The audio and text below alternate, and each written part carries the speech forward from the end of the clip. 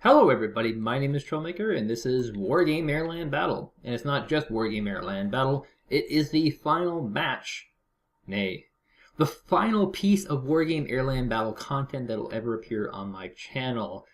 News on what will be showing up from Red Dragon in terms of programming will be coming up tomorrow for those who are interested. Lots of great stuff, of course. But this will be the last match and we'll be ending with Sparrow. Sparrow, of course, is a notorious cheeser who made his name in AirLand Battle as just being this ridiculous cheeser, and lots of helicopters coming out.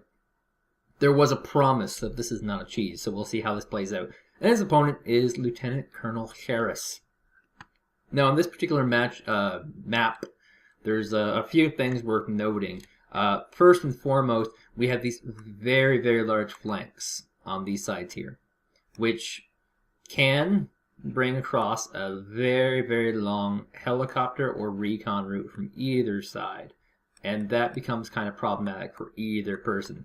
So there will have to be some limited amount of vision here. A recon helicopter on the mountains, you know, here and here can be very, very helpful in doing that.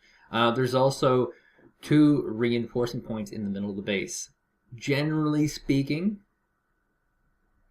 NATO goes ahead and grabs the Echo base. Generally speaking, this standard, cookie cutter game, that's how it works. And Pact will grab the Bravo base. And then he'll have Hotel, and he'll Foxtrot. And then our NATO friend will grab Golf and Delta. And then eventually they'll both grab Alpha, and we'll see a grab for Juliet. And it becomes very asynchronous. It ends up whoever grabs the middle first, which is, right here, has a huge advantage early on. There are some things you can do to kind of stop the kind of craziness of it all. For example, you can drive a path across here and attack into Alpha. And similarly, we could see a drive from Echo into Juliet. And that's a heavily armored tank approach. And looking at the makeup of units that we see here, neither is really prepared for that kind of push. So we'll see how these guys play this out. We'll see how this works out in the long run.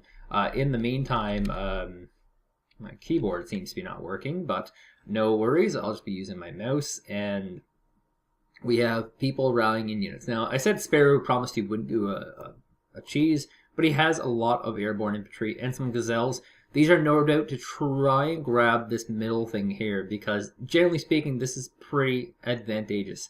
And is there some airborne here? Absolutely no airborne, but lots of napalm infantry.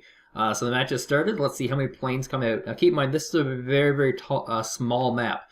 So we might not see any air units at all, possibly. Be one Dragon so far, might be it. Because of how small this map is, anti-air units are going to be super, super effective. They don't have to cover so much area, so they're going to be pretty deadly. And this Dragon shouldn't do too much damage. There's not really a lot of helicopters, just a helicopter recon here. And actually, as I say that, an Mi-24V being rallied out here by Colonel Harris. Advantage will, of course, go to Sparrow, who is going to try and move into this Gulf location here, and will, in fact, be very, very successful in grabbing that location. Now, there is a lot of napalm infantry coming, and there's not really a particularly high amount of anti-tank here. So he's going to be relying almost entirely on infantry to try and shut this down. Bringing in just, one small or medium tank, a light or medium tank, can do devastating to all these vehicles here that are carrying these infantry. And he will land successfully.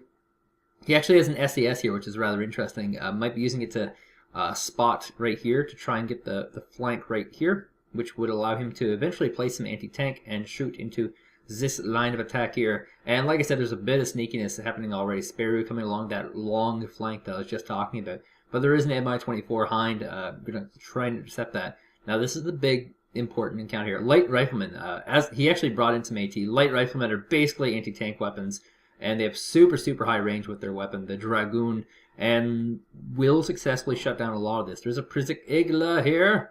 Going to try and fire into the madness of the air. These Hueys won't be so successful here. The Brisic Igla should shut them down pretty well. But these Saparies, they're not even going to get remotely close. Very, very poor start for poor Lieutenant Colonel Harris, who still is +1 because he probably rallied out one too many vehicles. In Conquest, being the way it is, you have to kind of grab land first and then think about what you're going to do after. And you know that hasn't really worked out for him. There's a BMPT here, might go down, 2 hit points left on it, goes down to the light rifleman, and Saparies are getting cleaved. Now, if just one of these can get in range, they can do some pretty sick damage. On this northern flank here, we're seeing the Hind is able to pick off these Hueys and come this flank successfully. Now, these infantry are probably not going to engage. Nope, they're in fact going to land and place themselves here, maybe for some later usage. And the Mi-24 successful knocking down all those Hueys, and yes, will in fact try to grab these buildings. Now this is going to give him a pretty good spotting position too. So far, Sparrow has a moderate amount of lead. Yak 38 is going to come in here. They drop those 500 kilogram bombs. There's 2 variants of the Yak. One drops napalm, which is these bad boys, and the other one drops HE bombs. They're very, very cheap, very effective, and in the early onset of the game, in 1v1, napalm play was all the rage. These days, it's kind of moved down to napalm infantry, which is all the rage. Now, since this is a 1v1, it's going to be a lot less action, I can guarantee that. But with these spotters here, Sparrow should be able to get some vision. Let's see what he has spotted. The Hind so far only, and he might be bringing in that plane just to deal with that one helicopter. It's got a bomb though. Actually, he's going in for a kill. There are some Factorias here, and he's spinning these Hueys around. It's winding up, firing, dropping. Here we go. Loads away. Anti-air are trying to repel, and napalm is successful. Gets the command. Hueys are flying overhead. 2 hit points left. 1 hit point left. And goes down, and now suddenly Lieutenant Colonel Harris is in a lot of trouble. He lost a fairly expensive command there in exchange for a few Hueys, which is never good. Brisic Igla out of ammunition in the middle, so this Draken is not going to do too much. And Lieutenant Colonel Harris is in a lot of trouble. He's going to have to do a lot of backing up here in terms of tactics. Lynx AH-1 coming in here, those rocket ensembles are going to try and slow down the BTR. And it's worth noting that these rockets, they don't do a ton of damage, but they will do a ton of damage to these light vehicles. They're largely for stunning tanks. Here comes a MiG-21S. This is a super, super, super crazy move here. Gonna bomb a helicopter, because that's how he rolls. And yeah, usually you use some sort of air superiority fighter to deal with that, but not him. And the Hueys continue on. Now, like I said, this isn't a cheese. These are just the leftover vehicles from the airborne helo attempt rush. And here comes a MTLB Strela 10mm, 12 ammunition. Very, very long investment. These Hueys are just trying to find this single command here. And it's worth noting that Lieutenant Colonel Harris has cheaped out and gone for these Jeep commands. The Jeep commands are only 100 points each, which makes them rather problematic, to say the least. The Strela should be able to get this Huey relatively easy. Goodbye, Huey. Yeah. I do have a few skins on. People are interested. See if I can spot some of the skins that I've applied. The skins are like a gigabyte or so in size, so quite a large investment on my part to get that done. Sapary's going to get picked off by a Bradley IFB. Bradley IFB, the king of the vehicles, able to deal with a lot of stuff. It's got the Bushmaster on it, which is ungodly. And we'll take it to Sapary. The rifleman actually walking out in the open, kind of scary. Trying to grab probably this forward ground here, which will give him a superior vision. So Sparrow playing very, very well so far. Gazelle's here dealing with this Hind, which is completely out of ammunition. Otherwise, this just would not fly. And Lieutenant Colonel Harris has really got to start paying attention to this. Otherwise, he's going to have a bad day. Indeed. And yeah, just these Gazelles just slowly picking it apart. Here comes some Strelas, though, to reinforce. Now, this is a pretty expensive little helicopter, and he should be considering at this point possibly moving it back and resupplying it. Does he have an FOB? He does. So he should, yeah, definitely resupply that. A Bradley IFV moving up here. The Strela not going to do a ton to this IFV because Strela is anti-air and Bradley IFV is an anti-tank type. And he's moving up these Factorias. Oh my god, MiG-27 coming in, dead. MiG-27 has SALH rockets. SLH is a kind of a different Sakhalos type system, and they're entirely for dealing with tanks. And as I say that, the poor little plane will crash. Where's it crashing? Oh, over here. And there he goes. Poor little man. So moving on, we have a little bit of lull in the action here. Looks like Sparrow, successful opener, is going to go ahead and try and expand this lead. Got commands moving into the middle here. Commands, I mean one command. And he's also been successful in grabbing... wow, that's wild. So, you know, in terms of tactics here, what we're seeing here from Sparrow was he did an airborne approach into the middle. Grabbed middle, that was great. And then... he did a mechanized approach, going this way. He's used Bradley IFVs, he's used some helicopters, and he's taken this point. That is wild. He's also, keeping in mind how successful he's been, he's removed this point by killing this command. Without this point here, and this is the big key, there's no risk of a counterattack through this path. It's impossible. It can't happen. That will never happen. So he's made it so that the map is very small. All reinforcement points are coming from here, and they can defend this way.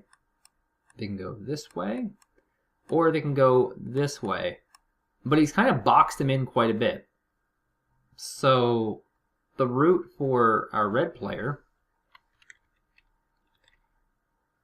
to attack into here is actually this, which is really long and highly improbable.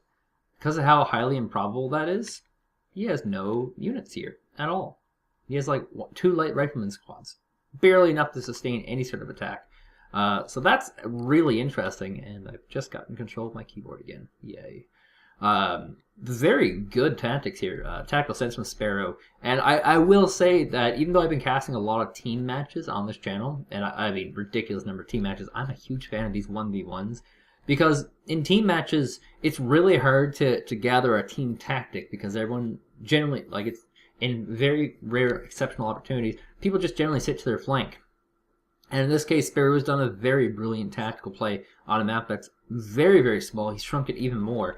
And we have some Bradley IFVs lined up. There's some T-62s over the 1972s here. And they probably will get gunned down. I'm having problems, by the way, remembering which of the units exactly have skins. For some reason, I don't think the Dornier 205 has one, does it? Oh, yes, it does. Oh, yes, it does. Maybe it does. I don't know. I downloaded like 30 gigabytes worth of skin mods to try them out, and then I forgot which ones were skin mods. Honestly, it would take a terabyte to mod the skins on every single unit in the game. That's how detailed they are. Speaking of which, we have a little bit of a tank push coming in here. Very, very tiny in terms of numbers. We have 4 T-62s and a T-64 BM in the back. This BM has some Sakhalos rockets, and there's only one real anti-air unit here, the Biryusa, which is a vehicle that also, or I think it's a support actually, now I think about it, but it's a support that seems to double over a lot of times as an anti-infantry option, just because it has that really, really potent radar-based auto-cannon type gun. Yes. Shoots really fast, deals morale damage, so good. And we'll have to see how successful this will be. There is 2 Bradley IFVs sitting in cover. There's no real recon here, so he doesn't actually know this is coming. It's very, very sneaky to him. But on Lieutenant Colonel Harris' side, there's also no recon, so he's going to be moving into range and seeing this. And Bradley IFVs are unloading. So far, so bad. Without the vision here, the Bradley IFVs are pretty blind and might actually lose both of these. the T-62s have gotten in the range. The Berryusa is running away. He's trying to pick off that Berryusa. He does successfully. And now he's going for the tanks. So he's gotten rid of the Berryusa. And now the tanks are, unfortunately, completely blind. They can't fire. Here comes a MiG-21. Will drop that bomb. Rockets. Same thing. Gets one of the Bradleys. Now the other one is completely out of tow rockets. Here comes a Yak-38. Gonna go and drop that bomb, which is not a rocket. And Bradley IP is in fact moving in time, but oh my god, missile fire hits, kills both Bradley IP. So, you know, it's a pretty damn good trade right now for Lieutenant Colonel Harris. And we're looking at +4 for Sparouw. Now, no command is coming out here, so he's not trying to grab this Bravo base. Instead, he's trying to probably push this Juliet base and grab that. This one Draken has been here for most of the game, and patrolling the sky has been super successful. That this tank push is, you know, it shouldn't work. It shouldn't work, but just because there's absolutely no recon units here for Sparouw, he's in a lot of trouble. What's this Draken going for? The helicopter? Oh, yes, he is. And now, this will shut down the eyes of... Oh my god, no way. SU-275 comes in and intercepts that Draken, and the helicopter survives. So one of the big things in team play that you don't even think about is recons, because you'll usually have someone who's just floating recons everywhere. Whoever has the least important role usually just floats recons everywhere, and when you're used to playing with team players, you forget to put out recons, and Lieutenant Colonel Harris has recons and Sparrow doesn't. I mean, these Abrams, very high quality tanks, only now begin firing. And he's successfully gotten to cover. If there was a recon here, like right here, he'd be able to pick this off with relative ease. Here comes the recon, realizing, man, I need vision. I need vision, and vision for Sparouw has not been too good. He sees a lot of the flank there, but doesn't realize there's still stuff here, of course. And here comes a Yak coming in again. Sparrow is getting really close now. We'll have to see if there can be a comeback, and that's a big if. Lieutenant Colonel Harris is going to have to plop down some things. He's going to go ahead and bomb this BGS, which is one of the few recons. If you can close down the eyes, you can more successfully make it push, and the napalm will burn BGS alive. Yes, there's another one here, so there's kind of a backup. There's also an SAS moving in here. The Special Air Forces, the elite British units. Fun fact, my girlfriend's grandfather was one of the founding members of the SAS, and he was deployed in Africa, North Africa. He was parachute dropped into Italy. He climbed the Alps, and he went into Yugoslavia, where he sat in a concentration camp, or prisoner camp, from the remainder of the war, as he supported Tito, and people didn't like that. But yeah, it looks like Sparrow, successful, massive victory here against Lieutenant Colonel Harris, and just the numbers will show, I have no doubt. Sparrow's brilliant play, pushing into the enemy's zone, grabbing this position here, just really realizing that a mechanized attack can be very, very successful. If this was 2v2, it would have been a lot more give and go, but given that this is 1v1, Sparrow just successfully dominating his opponent, Lieutenant Colonel Harris, who unfortunately did not have a successful introduction to the TMC channel. Ladies and gentlemen, that was my last cast forever of AirLand Battle. Red Dragon content will be beginning sometime next week. I'm going to have time to roll it out and whatnot. I might take the week itself off. Let's see. But, yeah, definitely check out tomorrow. I will be having a Wargame talk that'll just be entirely about, well, not entirely, but mostly about what will be happening on this channel. Thank you guys for watching.